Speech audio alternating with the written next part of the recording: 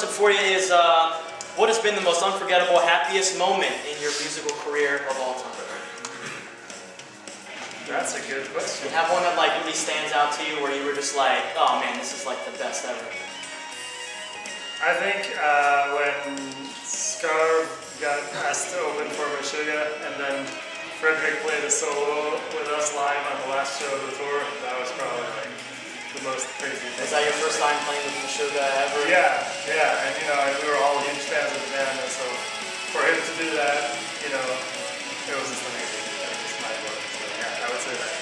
Oh yeah, that's awesome. Yeah. I would love to play with Meshuggah. I've never played. They never asked me to play with Meshuggah. I'm sure all the young, aspiring prodigy drummers out there all want to know what kind of diet it takes to be the best drummer of all time. What's your diet like, Dirk? Is there anything interesting that you eat? Well, it used to be no diet at all. It used to be just anything, but I'm not the youngest guy anymore. I'm not the oldest, but I'm not the youngest, so I have started, you know, watching all that stuff. I work out, I try to stay fit, I try to practice obviously drums on a regular basis. You know, I'm a vegetarian, I don't know if that matters, but I do feel healthier since I've turned vegetarian personally, and you know, I don't drink also. I stopped drinking alcohol, which I drank a lot of alcohol in my first years in SOILWORK. I don't think there was probably enough for the rest of my life, so I was like, that's it. Oh yeah. And my playing has definitely not gotten worse because of it. So, more focus, I guess. Right? Yes, absolutely. Yeah, I didn't think there was anybody in heavy metal who didn't drink. But Dirk, I'm that one guy. Dirk is the man. That's why you're number one. What's like one of your biggest inspirations as of getting into drumming, your style? Like what made you pick up a drumstick, I guess, for lack of a better term? Well, Dave Lombardo's fully responsible for that. Nice. Yeah, somebody, you know, I was listening to metal and I was like 14 years old or whatever, and somebody, you know, gave me Rain and Blood, and I just don't know what happened to me. Like, it was just like on repeat for months, you know, like, what is this? And so, you know, yeah, I just was completely hooked, and then, you know, a lot of other drummers too, obviously, I could name hundreds, but he was definitely the guy who first, like, totally blew me away. Oh, wow. Where I was like, wow, that's just incredible. This being your 4th album with the band, like, what kind of a role did you play as far as songwriting and stuff like that?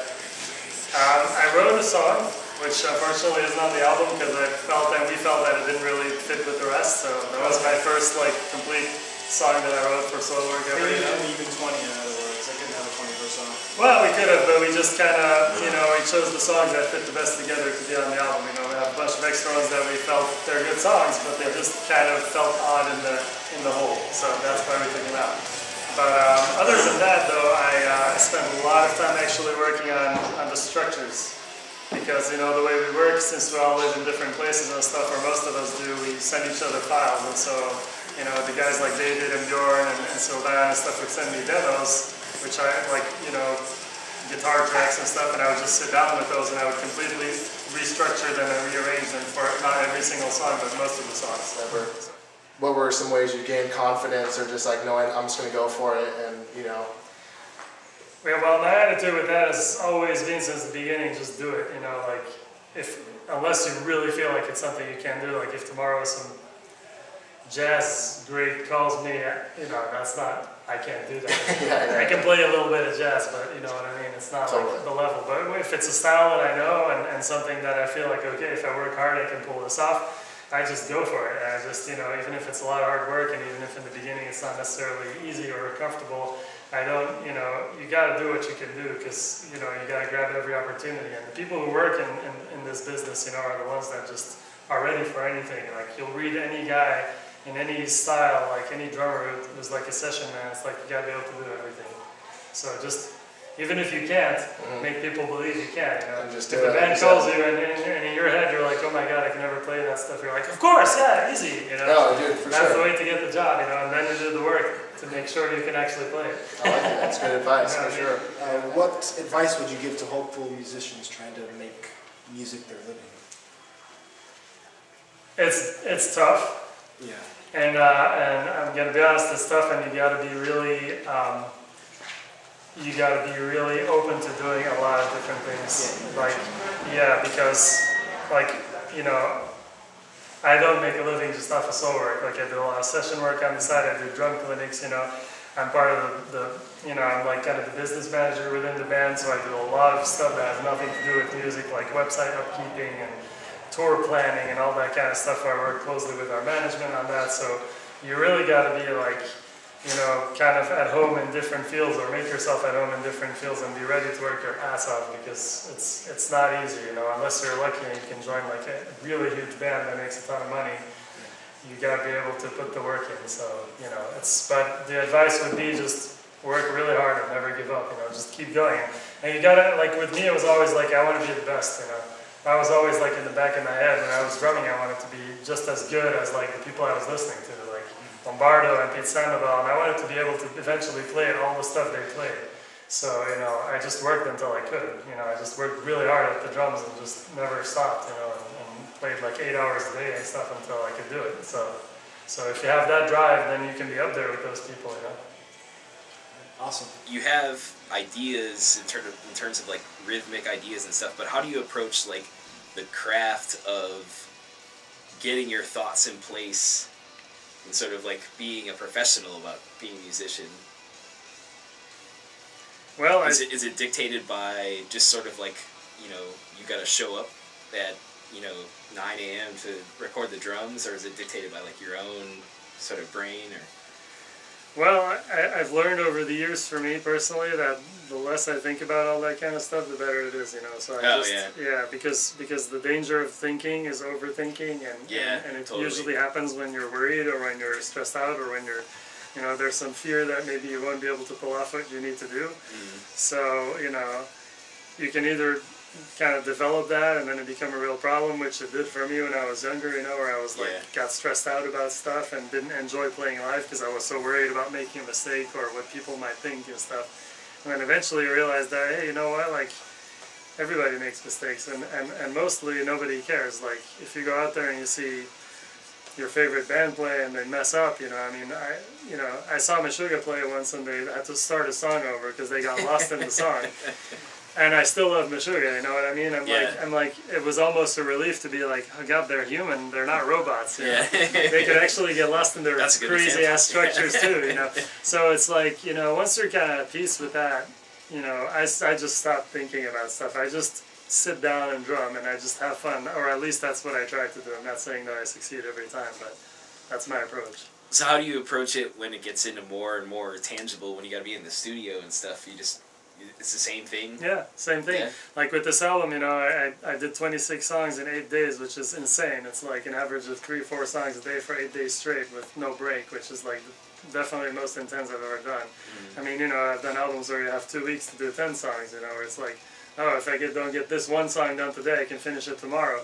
This one was like, if I don't do 3 songs today, I'm fucked. You know? So it's like, it was very intense, but I knew going into it that it was going to be that way, so I just got into a state of mind where I was like, I just have to do this. And there was only one moment throughout the 8 days where I kind of started, you know, my brain kind of lost it, and like I started messing up structures and not realizing it, and you know, the guy, I think it was Johan who was recording me, would be like, I think you played something else there in that part before, and I'm like, no, I'm pretty sure I didn't, and he would play it back to me, and I completely skipped a part, so I was like, oh God, okay. So I said, okay, I'm going to go for a walk. So I went out, you know, studios in the middle of in the countryside in Sweden, there's nothing there, just cows and farms, and so I just went for an hour-long walk and just like took a deep breath and, you know, enjoyed the outside a little bit. Came back in and finished the 3 songs, you know, and that was the only time it was a little bit difficult for me, but it's the state of mind, it's all in your head, you know. If you tell yourself, I'm going to do this and I'm going to do this really well, you can. The creative process of the band, they have a certain systematic way to write songs together in the studio, or it seems like they probably kind of did like a lot of it, and they just like, hey, get Dirk in here and do the drums, you know, and just did the drums. No, you know, the way we work nowadays, because we all live, you know, there's only a few guys who live relatively close to each other these days. We're all in different countries and stuff, so we can't really get together easily. Yeah. So the way we work is just everybody starts out on their own, you know, so we sit down, record guitar riffs, you know. For some people it's a little more elaborate, they'll add some drums and maybe some keyboard ideas. For some guys it's just guitar, and then we just send it back and forth over the internet. I can record my drums in my studio, so then I'll just put some drum ideas on it, send it back. Hey, this is cool, change that part, how about this, change the structure around. And that's how we get pretty much, you know, most of the album together. And then 1 week rehearsal where we went through a bunch of stuff, threw one song away because we didn't feel it lived up to the rest. You know, changed some details, changed some stuff, you know, changed beats and riffs and whatnot, just came up with some new ideas. And then also in the studio stuff happens too, so we had like, there was one song that Sylvain had written which, you know, I recorded drums, but then we weren't sure that it would really fit, so they didn't end up recording the rest, but instead we made an instrumental that he had because he had some riffs laying around and we really liked those, so one of the instrumentals became that song. So, you know, it's just all corners and angles, you know. Do you have like a disaster story from when you guys were on tour, since you were in the band, that turned into an awesome experience? Sort of like forgetting the hi-hat, and you're like, shit, what are we gonna do? It's like, man, we forgot all the guitars. Like, something crazy like that. There's been all kinds of stuff, you know. It's usually just funny stuff, you know, like one time, you know, we took the ferry from I can't remember where to I can't remember where. And, you know, obviously it's a long time. Obviously after it's a long time ago. Stopped drinking. That was before I stopped drinking probably. And some guys like had gone onto the ferry, some band members, and then, you know, and the way it happens is that the bus goes on, and then when the ferry leaves, like it's like they open the thing and the bus has to leave. Those guys were not ready and weren't back on the bus yet, so the bus leaves, and some of us are in the bus and we're like looking out through the back, and these guys are like running, wait! You know, like that kind of stuff. You know, just stupid stuff that happens on the road. But you know, I can't really think of something that was bad that turned into awesome. But I'm trying to think if I have a story like that. I mean, there's fun things or just good experiences that come out of accidents sometimes. Like one time our bus broke down in the middle of the desert somewhere in Arizona, and it was pretty early in the morning, like 9 or 10 a.m. But you know, obviously being in the desert and it was in the middle of the summer, it was already pretty damn hot. But I was the only guy up. Like everybody else in the bus was still like sleeping, even though the AC was broken down, and so I was pretty sure everybody was gonna wake up. But I was the only guy up, and so I like go up to the bus driver and he's like, yeah. Starts working on the bus, you know, fixing things, and so I just went out, and you know, because the bus was just sitting there, so I just walked like, you know, around like in that scenery that I'd never really been close to, just for a half hour taking photos and stuff, and it was awesome. I was like, this kicks ass, you know. Any crazy stories? Not so much like in the band, but like just fans or anything like that. I mean, you know, there's sometimes it's interesting because sometimes fans can really, you know, how can I put this properly? Go too far in being a fan, you know. So and you know, it's we've had some crazy things happen like that I can't really talk about, I guess. But you know, it's so sometimes you have to be careful because if you let certain people in too much, you know, then it can wreak havoc, and so you know, you kind of have to balance those things and kind of be aware that, you know, maybe certain people we have to kind of close the door on them, unfortunately, because else it's just going to go insane. But, you know, I mean, I don't know. I'm trying to think if there's any, like, funny fan story that I can't remember right now, but... That's alright.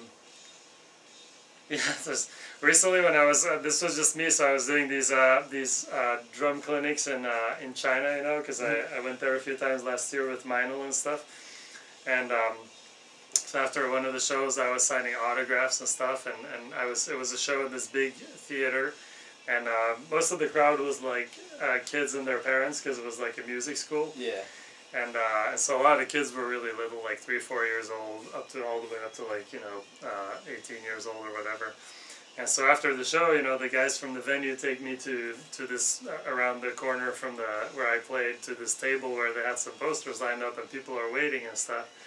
And so, you know, I start signing these posters, and you know, as it goes on for a little bit, people just start like going crazy, and like fights start happening, and people start ripping the posters, and I'm like, you know what's going on? There was like no security there, and these were like parents, you know, but I guess they hadn't really seen, maybe, I don't know, that many people come like from here and go play there and play this kind of music and stuff like that. So it turned totally like almost like a riot, like for a good minute, you know, and I was like, what's going on? And like the guys that were with me were like, you know, it was just crazy. I was like, is this really happening right now? Like for me, like, you know.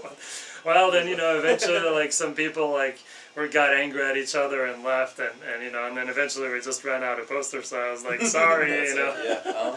But it was really weird, man, because I didn't expect that to. I mean, I've never really seen that happen even with SOILWORK, where people were like ripping posters out of each other's hands, you know. So that was quite interesting. What would be your dream bill for a tour, like lineup for SOILWORK to go out with? What like 2 or 3 bands would be great for you? Just dream come true to tour with. Just for me personally, yeah, like who I'd like to tour with. Okay, well, obviously Napalm Death, because that's like my favorite band, and I've never toured with them, so they'd have to be on there. And then, you know, Meshuggah, because they're just amazing.